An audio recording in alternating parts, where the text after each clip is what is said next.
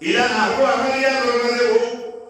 ইমাম ইবনে কাসির আনছেন যে ওই মহিলা ও কথা আল্লাহ নবীর দরবার পেশ করতে করতে আল্লাহ কই দিছেন ইয়া আইয়ুহাল্লাযীনা আমানু লা তাদখুলু বুয়ুতান গায়রা বুয়ুতিকুম হাত্তা তাস্তানিসু ওয়া তুসাল্লিমু আলা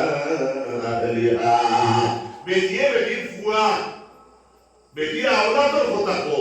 রাসূলুল্লাহ দরবার কোয়া শেষ হইল আয়াত নাযিল হয়ে গেছে যে তুমি যে নিজের ঘর ব্যতীত অন্যর ঘর আনা ইজাজতে আনা পারমিশনে ঢুকিও না আল্লাহ তাআলা আমাদের পরিপূর্ণ আমল দান করার তৌফিক দান করুন সবাই হোক আল্লাহুম্মা আমিন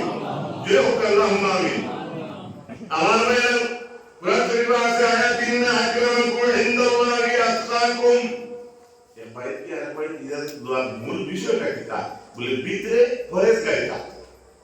অন্তর তাকওয়া আল্লাহর ভয় থাকতো ডর থাকতো ইজাজত দেওয়া সালাম দেওয়া আওয়াজ দেওয়া ইবাই কি আপনি একজন বেটা মানুষকে পরিচয় দেওয়া না হয় আপনার ভিতরে তাকওয়া প্রকাশ করা আপনি যে আল্লাহর ভয় করেন ওটা দেখাইলে পাই আর পাই বাড়ি দিয়ে জনাব নবী করিম সাল্লাল্লাহু তাআলা আলাইহি সাল্লাতু ওয়াস সালাম ফরমান আমার ভাইরা আমার বুজুর্গ হল